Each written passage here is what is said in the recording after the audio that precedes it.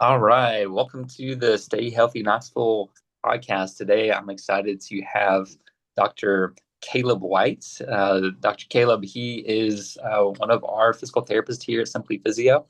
A little bit about Dr. Caleb. He grew up here around Knoxville, went to University of Tennessee for his undergraduate, and then got his doctorate in physical therapy from Lincoln Memorial University as well here in Knoxville.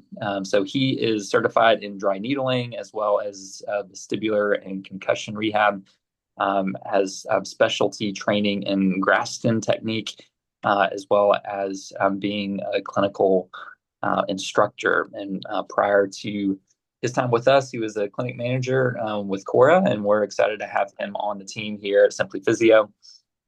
So welcome to the podcast, Dr. Caleb. Thanks for having me. It's a pleasure to be here. Yeah, and the goal with this is that people can understand a little bit more kind of behind the scenes if they want to know who Dr. Caleb is and what makes you tick and some of your background history. So as we get started here, as far as taking us back, I'm interested in. I know obviously you're a physical therapist. Was there something that you thought you might be doing instead of physical therapy before getting into physical therapy? Did you have Yeah, it's a another great career? question. Yeah, I kind of growing up, I always wanted to be some kind of a doctor or something in the medical field, just because my mom, she's like a medical laboratory scientist, and so they are someone that works like in a hospital that does any of your lab work. So if you get blood done, urine samples done, things like that, she's the one that kind of does that. So I kind of was shifting towards that at first because of what she does, but she works nights, and so I was like, oh, I kind of like sports. I want to get into something maybe a little bit more active, and she kind of guided me into seeking out physical therapy. So I kind of shifted from working more in the back towards more in the front with some, more of the people to kind of get a good interaction with the people and build relationships, that kind of stuff. Um, and then as you started leaning towards physical therapy, understand that you had a specific story with a family member of yours, correct? Yes, that's right. So, um, as I was growing up, my grandmother, she ended up getting Alzheimer's disease, and so because of that, with her like memory loss and struggle to function on her own, I kind of like took care of her because my mom worked nights, so I was kind of staying with her and taking care of her. And so my mom was like, "Oh, you do such a good job taking care of, my mom, her mom, my grandmother. It'd be great if you got into physical therapy with everything that you're doing with her experience in the medical field." And so that kind of like skyrocketed me into seeking out physical therapy because you're still a really great medical professional and you get to build a longer lasting relationship with patients rather than just like, oh, I see you like once every 6 months or once a year. You Yeah. get to kind of follow them through that kind of care. How old were you when this was going on with your grandmother? Yeah, so that was like in elementary school, middle school Oh, is wow. when, so Okay. it was a long time. So I'd been thinking about it for a while and I was kind of doing a good job with that. So once that was over, I started kind of researching physical therapy, what it takes to be a physical therapist, and ended up in high school getting like injured. So I like dislocated my knee, which led to me needing physical therapy for a while to kind of get back into sports. So football Yeah. was my game, and so that's what I enjoyed. And so working with a physical therapist, outpatient physical therapist, I got to kind of build up my strength again, focusing on the exercises. It was nice how they get very specific on what you want to work on. It's not just Joe Schmo, like general exercises, because we were doing things specific for football in my position. And Yeah. so that was nice because I wanted to do something that's like salient to the patient. And so it was something that kind of was different than just going to your average place of getting regular exercise. So that's kind of like what taught me to seek out physical therapy instead of seeing someone every 6 months or every year, because every day you're making progress or every week you're making progress, that kind of stuff, which really just kind of increased my passion because I love fitness as well. So I'm into Yeah. like bodybuilding. I'm into going to the gym regularly, anyways. So that was something that kind of led me to go to UT, kind of follow my mom in her footsteps of going there for undergrad, and then going to grad school locally. So before, like growing up ETSU is the closest one, so that's an hour and a half away. LMU is actually only 20 minutes away, so Yeah, I was able to kind of go there instead, um, to be kind of where I'm at now. awesome. And do you mind adjusting the angle? It looks like we're almost getting you cut off just a little bit as far Yeah, as okay, there oh we go. Okay, sorry. The yeah, that's all chair's right. kind of sliding down as I'm sitting in it, so it's just moving me down. Yeah, well, that's interesting that you've had, I mean, both. It sounds like a knee dislocation is not just a minor injury, correct? You didn't have to have surgery for that. Did not have to have surgery. Luckily I did not. So Okay. my rehab looked a little different than surgical rehab. So Yeah. that's usually a lot more lengthy. I got to play again later that season. So I injured myself in the summer, but got to play like kind of when the season started, luckily. Okay.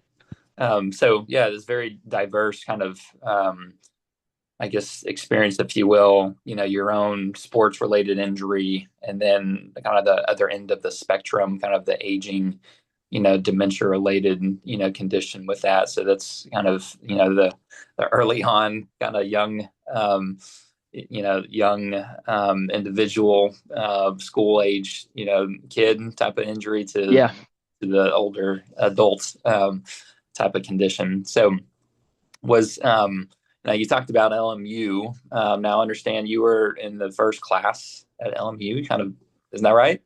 Yeah, that's right. So being part of the first class was interesting because we kind of like paved the way of what physical therapy would look like at that school. So we had a lot of influence on kind of what the class is focused on. We actually got one of the classes to change from like um, just kind of like a gen ed um, class for science, like physio.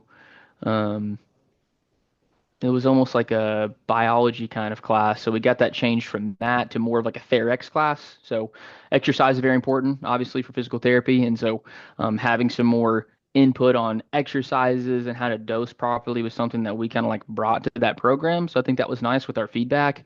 Because a lot of the times with these PT schools that have been there for a long time, you don't have much say of what to change in these programs. So I think it was nice that we got to kind of like directly impact that and kind of start this program together with the team that I was on. So it was good that a lot of my colleagues were able to kind of make it out of school into like the careers that they wanted to go to, Yeah. especially with all the recent medical changes. So I mean, I've seen like a lot of surgeries change growing up from like the hips starting in the back of the hip versus the front of the hip. So that was cool to see.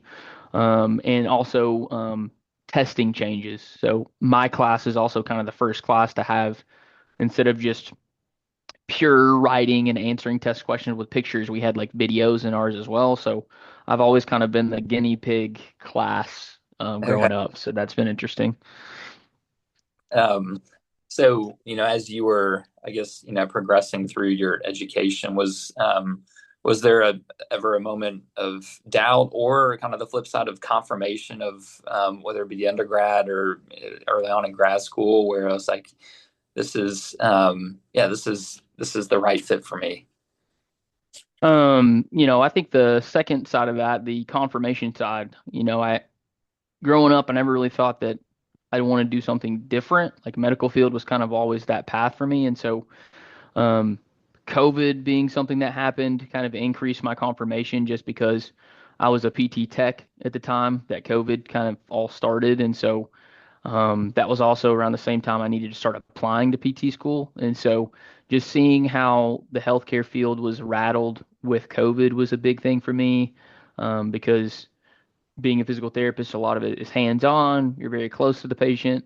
So we didn't necessarily get to change up much of that. Like we were a lot more like clean and like more aware of hygiene, things that we were already doing before, but you still got to put the hands on the patient when they're out of surgery.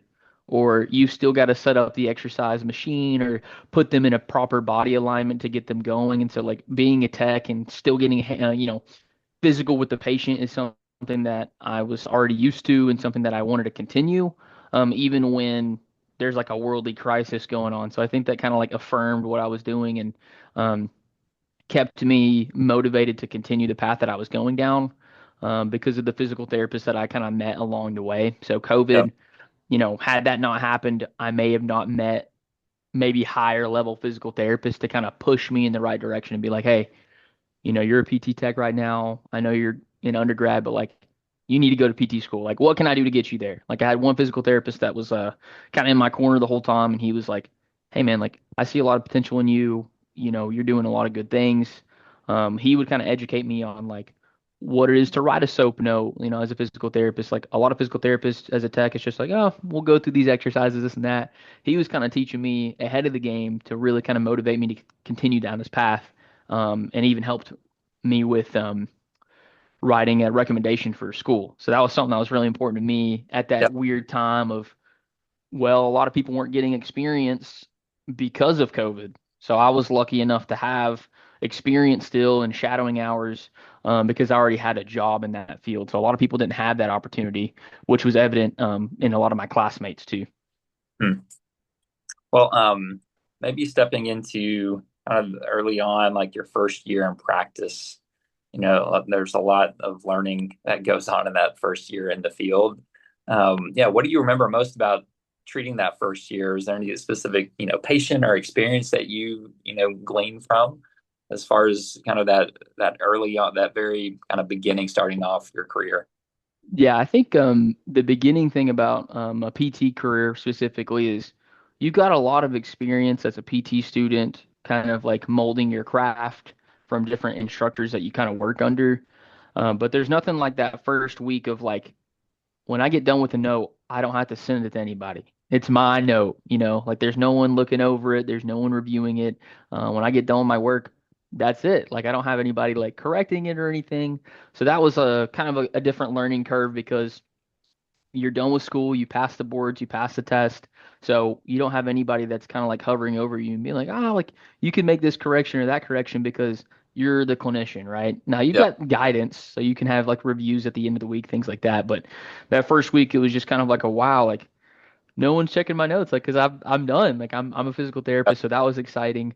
And Moved. then, so what was that? I'm sorry. Yeah, you got that license, right? Yeah, you got that license, so you're ready Yep. to practice. Pressure. I mean, because some people could feel that as pressure, right?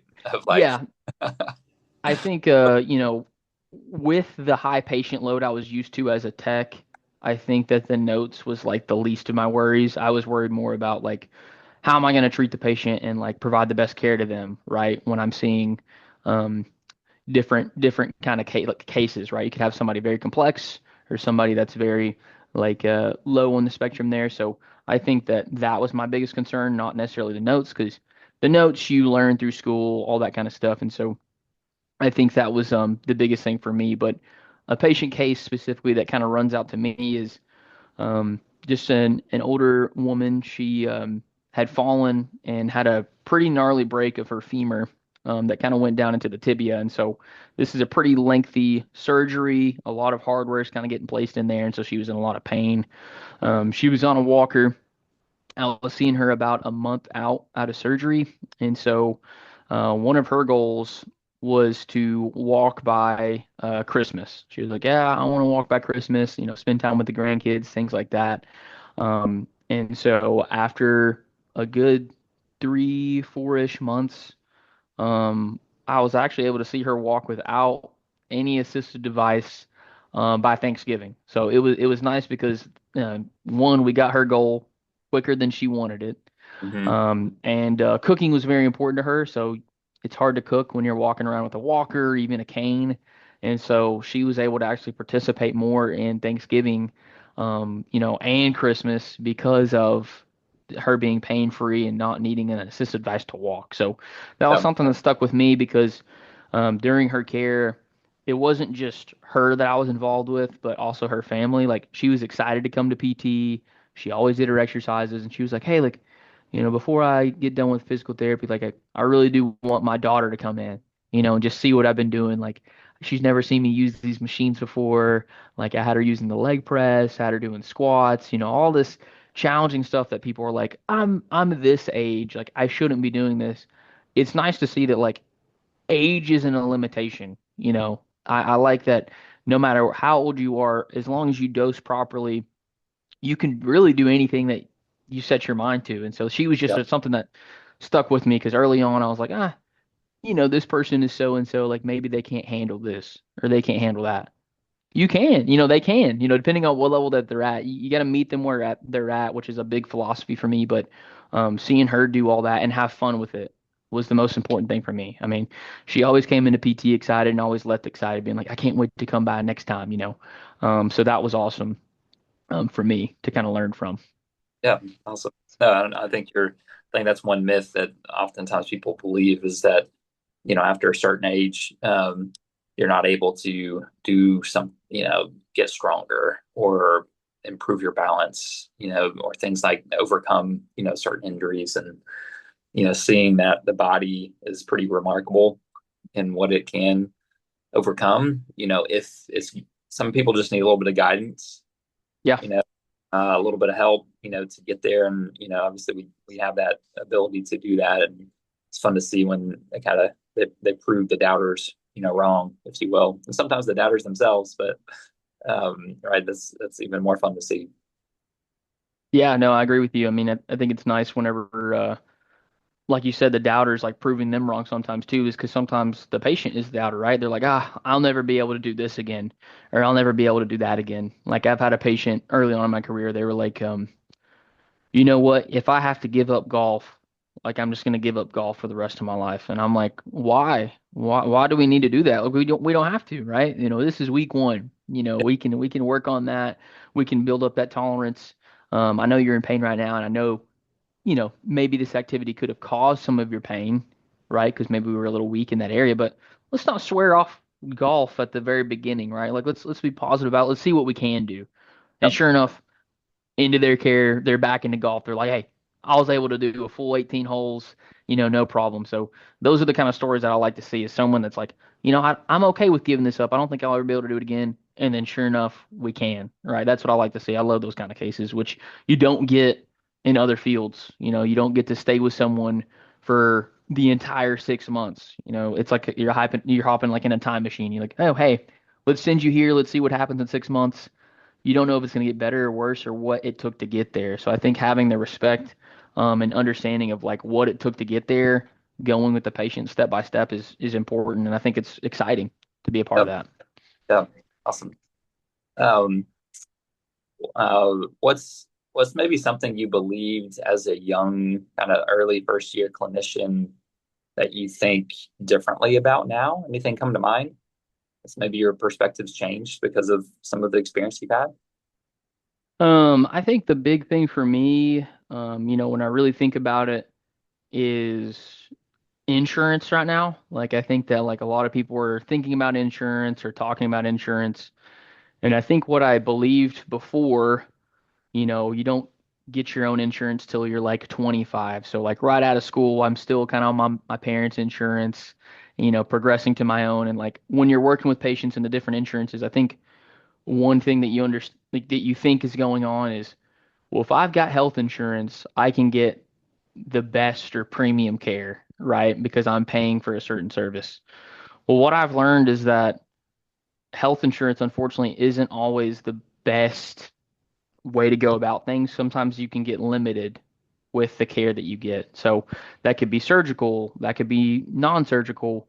I think that like a holistic approach to care is nice, and I think that like physical therapy is one of those ways you can get that. So I think the physical therapy offers certain things that maybe other fields can't, just because the way insurance is provided or covers certain things.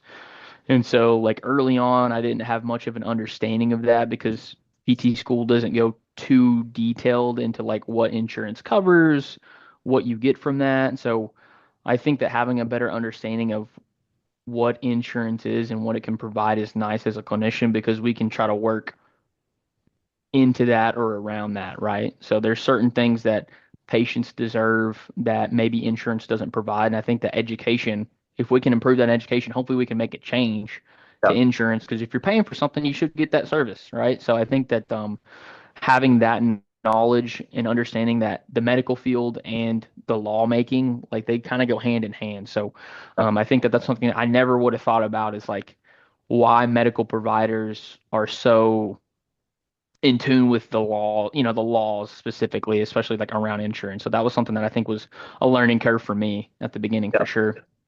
Yeah, and that's something here, Simply Physio, we strive to first is to help people reach their goal. Like their goals are the top priority, right?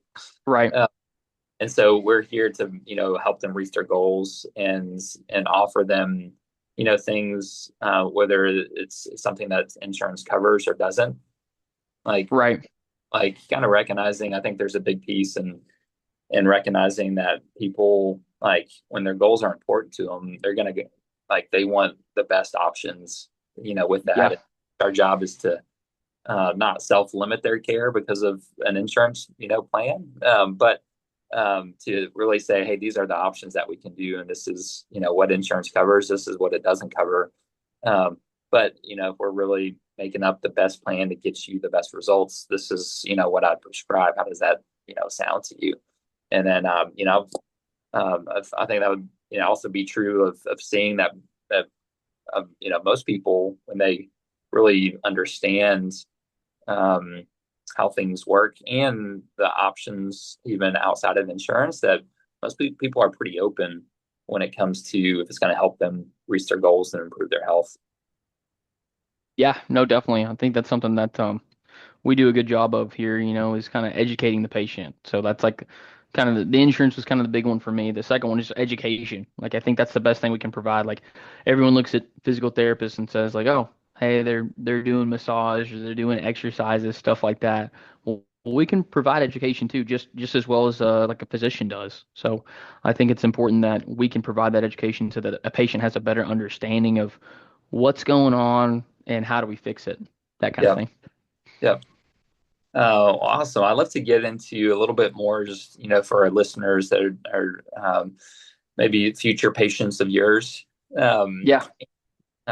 Shifting a little bit into maybe your philosophy, your treatment philosophy, things that guide your treatments. If somebody's considering working with you, what can they expect? And maybe from a kind of a bigger picture first, we can get into kind of more of the granular things. But first, kind of the bigger picture, what's really kind of guides your treatment philosophy?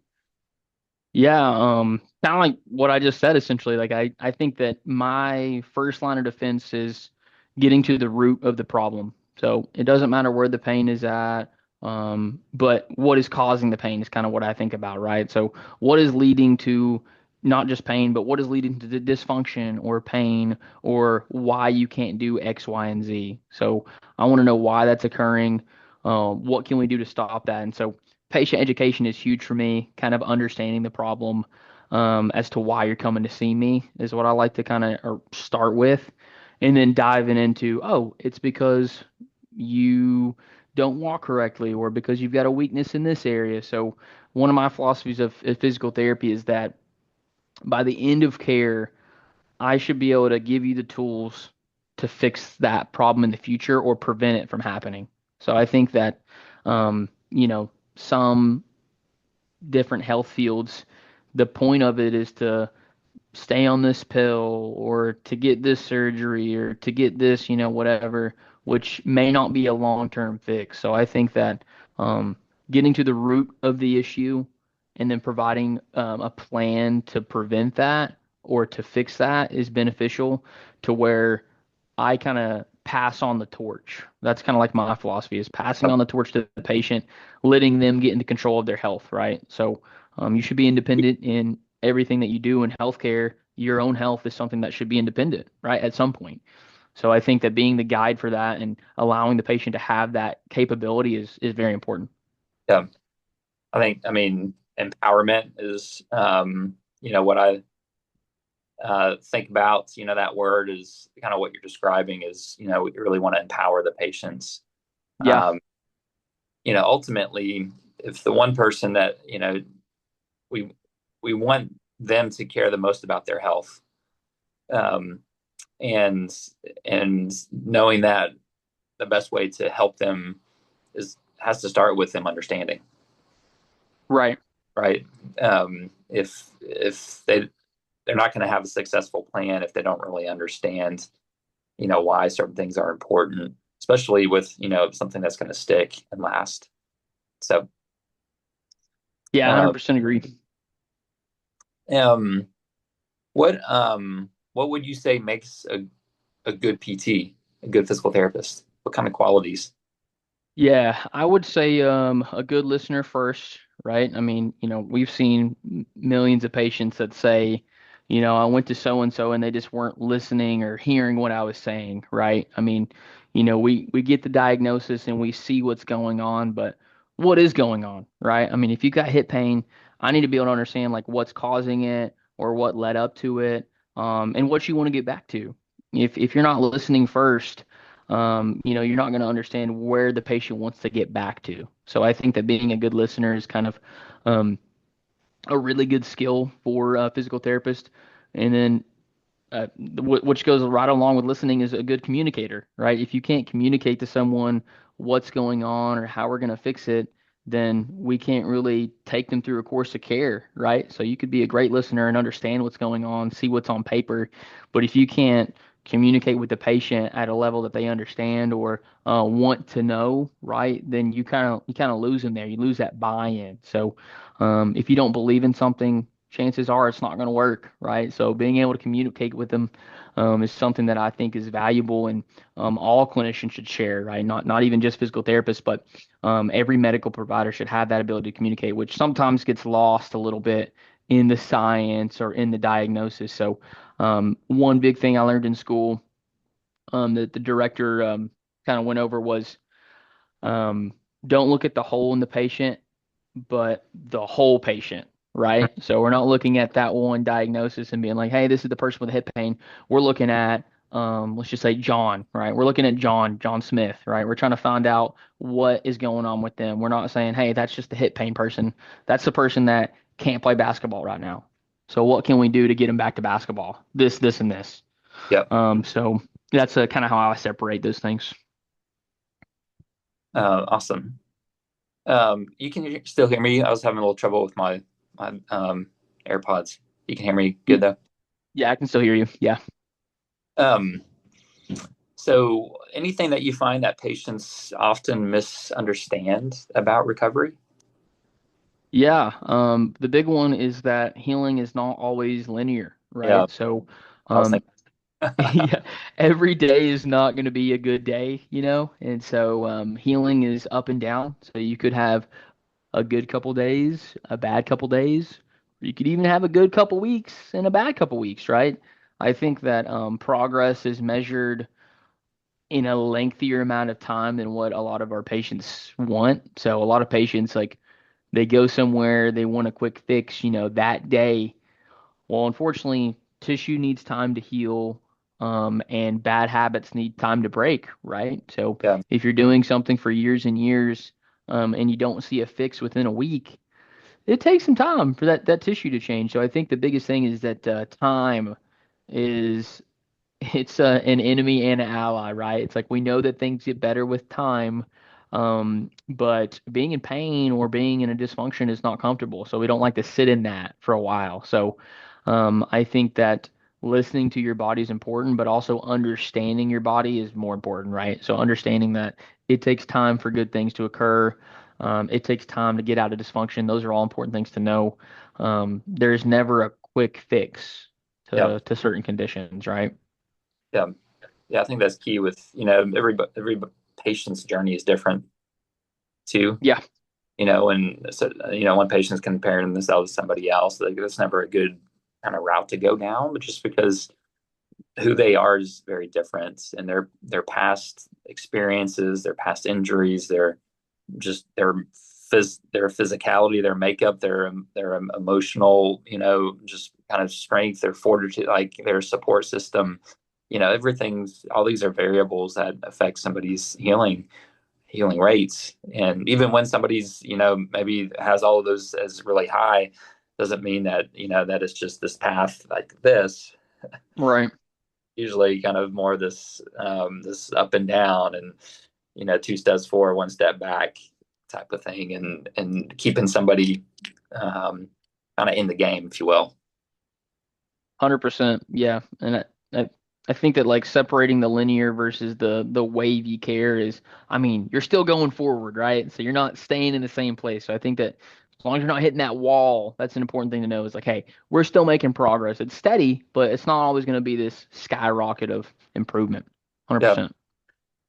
100%. And then same similar question when somebody's maybe getting started with you, walks in the room for the first time, many patients, they come into that experience with maybe some nervousness, some apprehension, maybe some skepticism. It's can be a little bit intimidating just walking into a new place and not sure, especially if somebody maybe hasn't had an experience in PT before, what to expect in that type of environment. But when someone walks into your room for the first time, what are you hoping that you're able to, how are you helping them make it feel a certain way? Like, what's your main goals kind of in that first interaction with them? Yeah, good question. So my first interaction with all my patients, one I'd like to just get to know them a little bit. So sometimes I'll take some time just to kind of talk about how your day's going or your week's going before we just jump straight into business, right? Depending on the person, I can kind of get a good feel of what they're wanting that kind of day. But I want to kind of communicate that like, hey, we're all people first, right? Before we are X, Y, and Z. Kind of Yeah, like the example from before is like who are you? What are you doing, this week? How are you doing? That kind of thing. And then getting right into like the meat and potatoes. So I like to kind of establish a good relationship or connection with my patient first, and then kind of dive into like why they're coming here. So, um, I want to kind of set the vibe or set the tone that this is like a friendly space where we can kind of share life together and kind of what their goals are rather than like, hey, you're just a person with this pain or this dysfunction. Like, let's get you out of here as soon as possible. I kind of want to, figure out what who you are, what kind of person you are, and kind of like how to guide you there. I like to meet people where they're at. So if I'm not on that same level, I want to get to that level, right? To where we can kind of be on the same page. Kind of yeah. like how I like to do it. What and then maybe at the conclusion of that evaluation, that first visit session with a patient, what would you say defines a successful first patient interaction visit evaluation that you're hoping the patient has kind of leaving that first time with you? Yeah, I'd like, the first thing I want them to think about is, wow, I didn't think about that, or I didn't realize that. Like something like understanding that they learned something that day, right? There's a lot that gets talked about on day one. I think having someone leave, like, you know what, I have a better understanding of that is something that I like, right? They Yeah, may not be leaving that first day because it's an evaluation, pain free or anything, but they could be like, you know what, I think we're going down the right track. Like yeah, what I hear the most of the time is like, you know what we did today makes sense and I could see how that will help, yeah, right? So if they can see the vision, if they can understand why they're doing it, then to me that tells me we kind of hit the nail on the head, right? If someone left confused or didn't understand, then I wouldn't be doing my job properly, right? yeah. I think knowing the plan and understanding that the goals to get to that is important. So if they have a better understanding and walk out of there being like, you know what, I understood that. He was speaking English today. That would help, make sure that I kind of did my job. That's what I look for. Awesome. Okay, we're going to shift gears a little bit just for the back end here of our interview here, Caleb. So, want to talk about a little bit of some of your specialized training, and then yeah, we'll wrap up here in just a few minutes. But understand that you pursue some specialized, training, in particular, some vestibular concussion training, as well as some Graston and dry needling training. So maybe kind of tell kind of our audience kind of why you pursued those trainings in particular, and how you incorporate them into your treatment.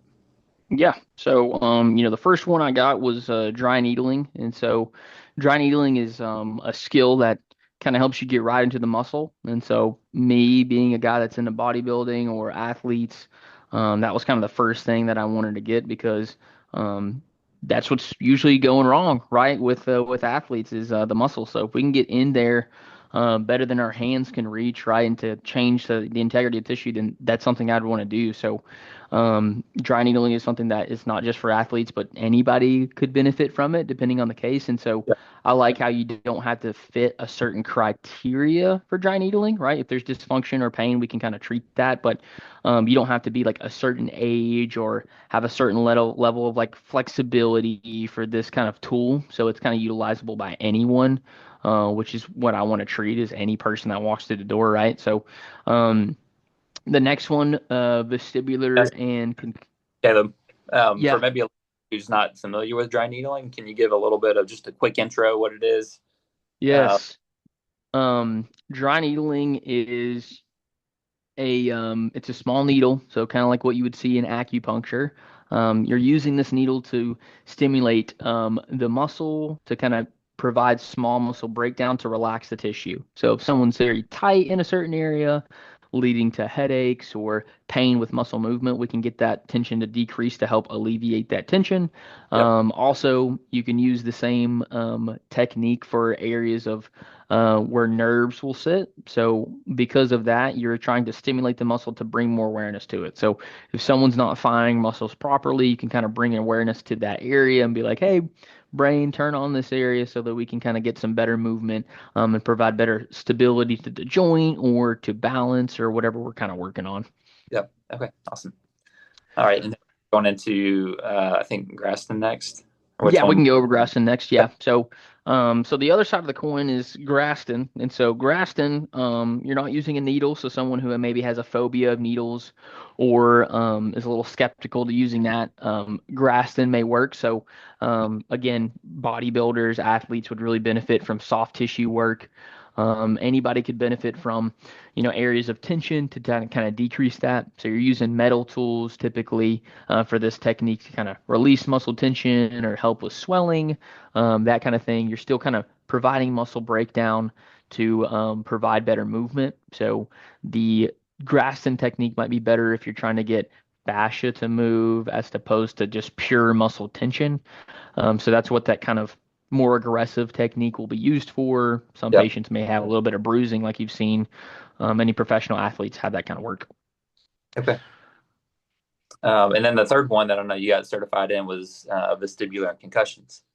Yes. So, with the vestibular and concussions, I think a lot of people like right out of school are scared of treating vestibular if they haven't seen it a lot. And so, vestibular was something that I thought was a weak area for me. So that was something that I wanted to improve upon.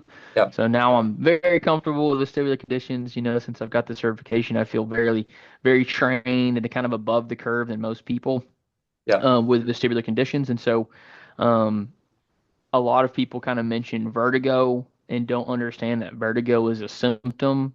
It's not a diagnosis. So I think separating the two is very important early on for patients is understanding that, hey, vertigo, there's multiple forms of it, but again, it's just a symptom of a deeper thing going on. So once we understand that and how to treat that, it kind of helps us understand that maybe this care could maybe look a little longer. And then the concussions, again, athletes are going to suffer a lot from concussions, so that's something that I'm kind of keeping my eyes out for.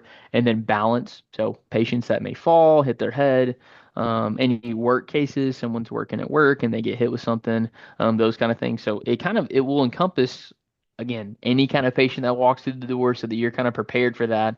Because I like being prepared for who I'm going to see and what they're going to need, kind yep. of thing. Okay. And then other thing that you've done as well is being a certified clinical instructor. So you like educating, right? Yes. So, education is something that I'm passionate about. I think in school, a lot of classmates will get together and try to teach each other just so that you learn the material better. So, staying on your toes and understanding the latest research as a medical provider and as an instructor just makes it easier, right, to keep up with research. So, if you've always going to be on your toes and stay up to date to research, that will make you a better clinician. And then just giving back to the community and giving back to the healthcare profession. So, if we as physical therapists want to be recognized more for the work that we do, we should be willing to teach that as well. And so, I think that the ability to teach and to have fun with it is exciting. And so if you want physical therapy to be better, you should be advocating for it. And I think the best way to advocate for it is to teach, right? Is to kind of teach the new generation, because they all started where you were, right? At one point, everybody was a first year student. Everybody was a little scared to get out there and treat people. So, I think being a rock for some of these patients, I mean not patients, but students that are going out there is good because it gives them a chance to learn and understand like where they're going. I think that my approach to clinical instruction is sometimes a little different because I like to also, at the end of the clinical, talk about a work-life balance. No one talks about burnout in school that much. They mention it on one slide and they just click past it. I think that understanding where you're at in the work field as well, because we're all people too, is understanding that like having a good work-life balance will help you kind of mentally to treat all your patients and to understand that they don't talk about that stuff in school, but it's important, right? So I Yep. think that that's what I like to bring to the table with Awesome. that stuff. Well, what's something people may not know about you outside the clinic? Change in direction. Um, I play video games, so I'm a gamer. Okay. So that's something that I'm passionate about and spend a lot of time with. So I'm also active, so I go to the gym regularly, at least 4 times a week. Like to spend time outside, so I'll play like disc golf. And I've been getting a little bit into guns recently, so that's something that I like to do is shoot. My fiance's dad is big into guns too, so we'll try to shoot together sometimes.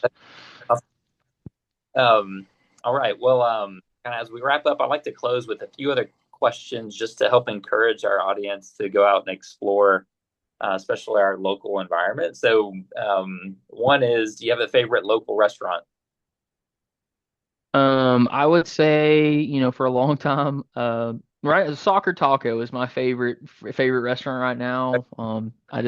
We love Mexican food, so Soccer Taco is always nice to get a taco. So that's my favorite spot. And then like maybe if you don't like Mexican, Makino's is a place that's like all you can eat sushi. I know there's a lot of sushi fans out there, so that's my kind of place. Um, Taquinos? yeah. I don't think. Where's that at? Makino's is like right next to it's on Kingston Pike near like Chuck E. Cheese. So it's like Okay, right next to Chuck E. Cheese. right here. And a couple yes, yeah. So it's a good spot. It's gotta go during lunch though. It's like 15.95. But it's all you can eat, so it's like a made to order Yeah, all you can eat place. So they got hibachi, that all that kind of stuff. awesome. All right. So, what's one of your favorite things to do around Knoxville, kind of East Tennessee, when you got some spare time? You know, honestly like a hike or disc golfing, like I said, because Yeah, those things are, golf, pretty golf. affordable. Yeah. What Kayaking is something. what What was kayaking? that? Um, you have a favorite Yes. course? Like if you're gonna go play disc golf? Oh yeah, Victor Ash for sure. Yeah. It's one of those things that it's like a nostalgia. So that was the first course that I played at, and it's also my favorite course. So I always come back to it. It's a little bit more open, so I don't get caught in the trees hitting, messing up my game. So I Yeah. like that a lot. So is it what's something on maybe on a bucket list? Something, man, I'd really want to get when I get some free time, or I've been wanting to go try this out, maybe around Knoxville. It could be greater East Tennessee, kind of in the region, but something that you're hoping to go explore. Something that I've always wanted to do, I just haven't carved the time out for is like one of the like daytime sunset cruises. So there's like a sunset cruise that you can do Okay. just like on the river. And so that was something that I thought was interesting. And you get like a couple courses, like I think it's like appetizer, lunch, and like a dessert. So I think it's a good like date night setting, or even if you're by yourself, just to kind of explore the area and see kind of like what Tennessee has to offer for sure. Okay, awesome. Well, the last question I like to finish with is, if we're thinking about, staying healthy, it's the name of the podcast, Stay Healthy Knoxville. What's kind of one piece of advice you would leave for somebody in that regards of your best recommendation or tip on staying healthy? My tip would be just kind of advocating for yourself. So making time for yourself. We're always saying like, I don't have time for this, I don't have time for that, but we all have time to scroll on the phone, right? And so I think that if you just take 5, 10 minutes out of your day just to walk a little bit, that would help. So, just staying moving, staying active is always going to lead to better health and a longer life. And so, if you can take that time, even while scrolling on your phone, you can still kind of walk around and, build yourself up for the most functional task there is, walking, right? You got to walk to the bathroom, you got to walk to your bed, walk to get food, right? So, that's what I would recommend. Awesome. Well, thank you, Caleb. It's been a joy talking with you here and also having you as part of our Simply Physio team and family. So we're glad that you're here helping our patients and they do a great job. And thank you for sharing your insight and your expertise here with our community. Well, I appreciate you having me on here and give me a chance to kind of, get to get my name out there and get to know you a little bit too. I appreciate it. All right. No problem. Well, stay healthy, Knoxville, guys. We'll see ya.